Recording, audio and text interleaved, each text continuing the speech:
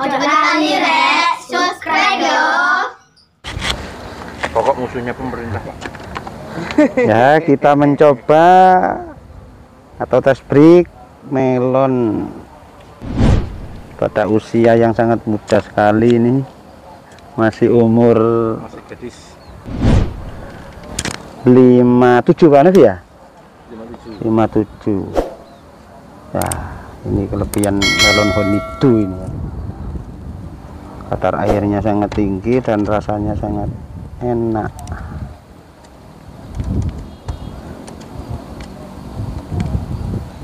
No. Kelas 11 itu. Mari sekatan. Oh iya, 12 koma. Tapi kalau melon eksklusif ya, melon eksklusif ini Ki medeni malah lek anu 14 itu. 14. Loh. Enak makannya tapi ya kudu Enggak bahaya, masuk bahaya. Gak anu, gampang fermentasi. Saya simpannya. Makanya harus ya. Yes. Lek 14 ya mesti laris, Nah, mesti laris. itu beda ya. Sama melon-melon sing rasa kenyal sama yang ya main juicy ya, semi juicy ya. Jadi ngomong bersama. Oh iya. Sama dalek kono. Cendel lo cek santai kono. Sawan wis ana nggih. Sudah berapa? Anu, coba belah gini, belah gini. Nah, masih kopong atau tidak? Pengalaman saya Pak Nabi, kalau kopong ndaknya atau biji tekan tergantung perlokan pupuk. Ya, ini kalau sepengalaman saya berdasarkan tanam-tanam sebelum-sebelumnya, kalau ininya tidak terisi penuh, berarti masih memungkinkan untuk diberi K lagi. Kalau sudah penuh, berarti kaliumnya berisi penuh. Sudah apa namanya? Pengisian pupuknya anu. Melenger Mantap, sudah penuh. Mas Hanafi sudah berapa kali tanam ini belum? Ini klub 1, 2, 3, 4 kali. Ya tadi sempat ada penjelasan dari saya sedikit mengenai perbedaan antara lasa dan dikasih ajir. Nah, coba sedikit dijelaskan menurut Mas Hanafi keuntungan atau kelebihan lasa dan kelebihan diajir. Diajir, oke. Pertama, yang paling jelas adalah dari segi populasi. Jadi kalau diajir per hektarnya itu bisa terisi maksimal 16 sampai 18 ribu populasi. Kalau isi 2 double row, kalau single row kira-kira sampai 10 ribuan. Single row itu artinya cabang 2, kanan kiri ajir, bedengan ajir cabang 2. Nah, dengan sistem lasah itu lebih sedikit lagi populasinya. Nah, cuman ya keuntungannya adalah hemat dari segi bibit, cuman punya resiko, punya tantangan tersendiri. Artinya kalau misalkan lasah itu mati 1, itu sama dengan mati 2 atau 3. Nah, itu kekurangan pertama. Kekurangan kedua, hanya bisa dilakukan di musim yang betul-betul enak, musim kemarau. Resikonya karena ya harus tidak hujan, harus di luar musim hujan.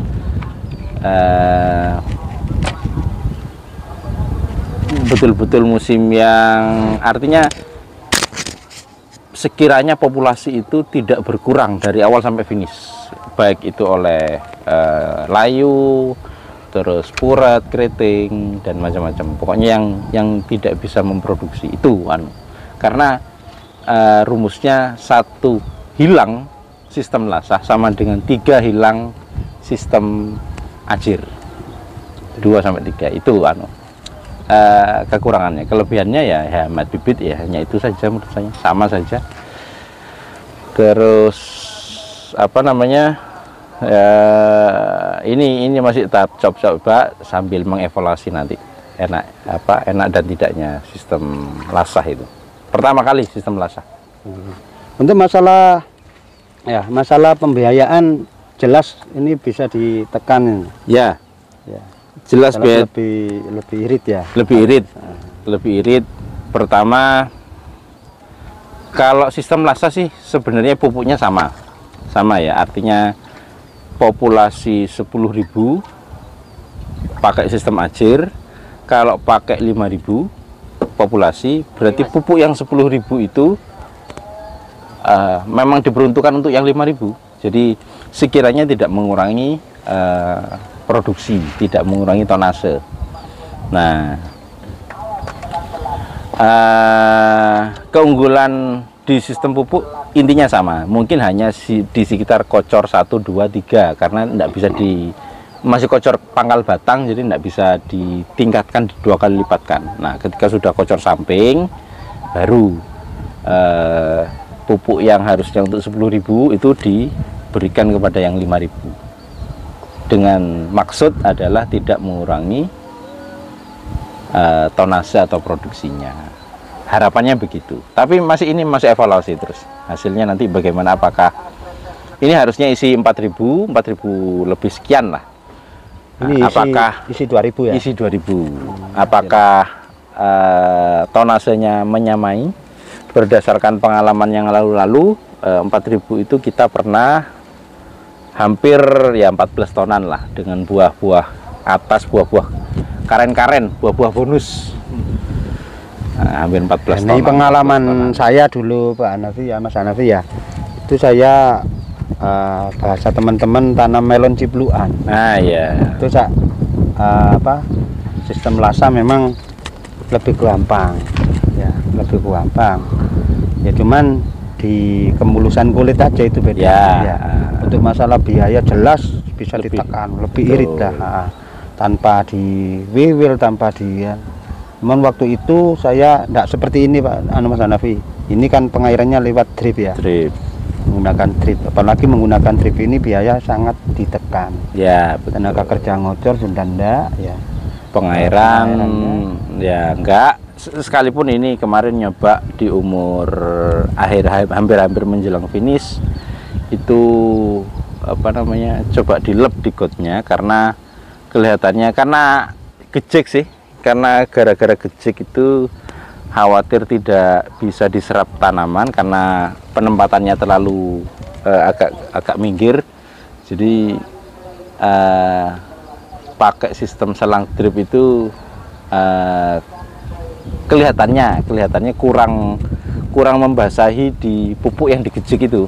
Nah, selama ini kan pakai sistem pemupukannya kan lewat drip terus.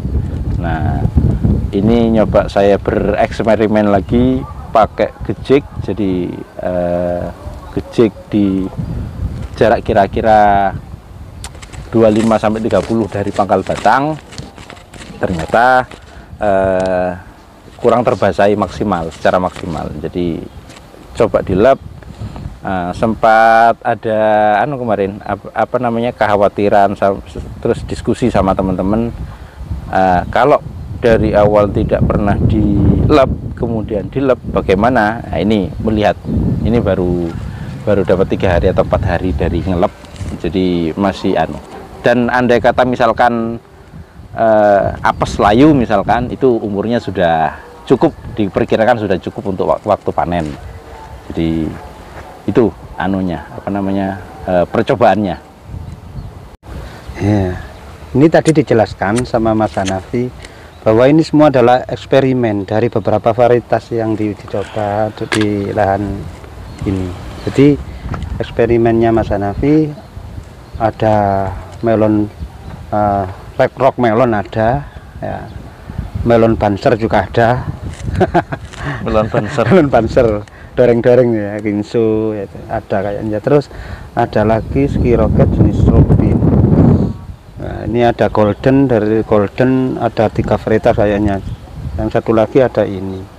Nah, kayaknya yang paling muda dari beberapa varietas ini yang ditanam sistem ini apa Mas Hanafi? Anu ya, ini berbicara merek ini sudah. Wah, ini tidak ada endorse, tidak ada based on true story ini. Jadi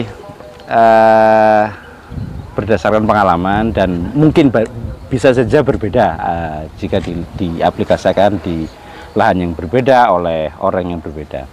Tapi berdasarkan pengalaman kita sendiri, saya sempat terkesan dengan nyukinasih. Jadi belum tahu, dari saya hasil begal Cak Holil. Hasil begal Bapak Admin, karena belum tertanam, jadi saya kurang benih, saya begal 2, begalnya New Ceria sama New Kinase. Kalau Honey Globe sudah, Honey Globe itu secara tonase oke, tinggi, potensi tonasenya tinggi. Cuman New Kinase ini Lebih tinggi lagi kayaknya ya. Kayaknya ya karena mungkin masih dalam masa pengembangan. Secara dia pembesaran buahnya cepat sekali, terus figur tanamannya cepat juga, dan kelihatannya tahan virusnya juga oke. Kita tanam di agak yang sengaja kita memang tanam di pinggir dengan maksud untuk jadi border kemarin. Ternyata ya oke, masih oke. Jadi kayak Alisa memang sudah tahan virus. Dia di keunggulan di virus, cuman ya bagaimana kita tahu tekstur daging Alisa dengan yang lain bagaimana, teman-teman sudah bisa membandingkan sendiri. Punya segmen khusus, ada yang pencinta Alisa memang cinta, ada yang memang lebih cinta ke yang relatif, yang namanya relatif. cinta itu relatif. Ya, relatif. Sama dengan kalau bahasanya Ahmad Dhani itu Luna Maya Estiansi sama Mulan Jamila enak mana ya, relatif ini. Selera itu. Mantap. Saya terinspirasi dari itu ya. Jadi masing-masing lah selera masing-masing. Nah, itu yang bisa kita bandingkan, cuman bagaimana proses tumbuhnya. Sama lagi Rock Melon New Ceria ini, saya pikir kok oke juga ya. Tonasenya juga di umur yang masih 57, gampang sekali pembesaran buahnya. Netnya sudah terbentuk bagus. Pengalaman saya dulu di New Ceria itu jangan dipanen di umur 60 atau 65 Mas Hanafi. Itu kurang 70. Nah, 70. Rata-rata di Rock Melon jenis itu, kecuali yang dari perusahaan luar negeri itu bisa ditekan usianya. Tapi kalau untuk pembenihan di sini rata-rata Rock Melon itu 70. Ya. Itu nanti keluar aromanya. Memaksimalkan rasa sama tonasenya. Nah, ini membayangkan padahal rata-rata dibuahkan 23, itu sudah banyak yang 3 kilo up. Sudah banyak yang 3 kilo lah, 3 kiloan, 2,5, 3 kilo itu di umur 57. Nah ya nanti ya apa katanya Bapak Admin nanti bagaimana cari pemasarnya, apakah enggak medeni yang beli itu. Kalau misalkan 4 kilo itu asal break, asal kadar kemanisan dan rasanya itu enak, insya Allah enggak sulit lah untuk masalah pasar. Jadi yang pertama bagaimana cara merawat dan membuat buah itu agar kadar manisnya itu enak, itu intinya ya. Sebagus apapun melonnya, semulus apapun melonnya, tapi kalau rasanya nggak manis ya melon tahan. Bahasanya teman melon tahan simpan. Tahan simpan, jadinya melon tahan simpan. Melon tahan simpan. Disimpan terus karena nggak payu-payu. Nggak laku-laku.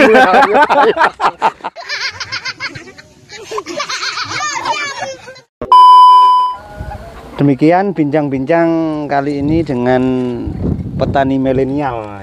Ini karena masih jomblo ini. Oke. Saya sebut petani milenial. Ya. Ini sering membuat eksperimen, dan kali ini dari tim Santri Tani berkunjung ke lahan. Harusnya Santri Tani berbegini harusnya. Karena perjalanannya Ya, jauh, ya, nanti ya, ya. takut kena angin nanti. Ya, takut ngiber ya. Takut ngiper burungnya nanti. Iya. Ya, mudah-mudahan bincang-bincang kali ini memberi manfaat terhadap teman-teman. Ya, kurang lebihnya perbincangan kami ada kata-kata yang kurang berkenan. Saya mohon maaf. Saya akhiri, wassalamualaikum warahmatullahi wabarakatuh.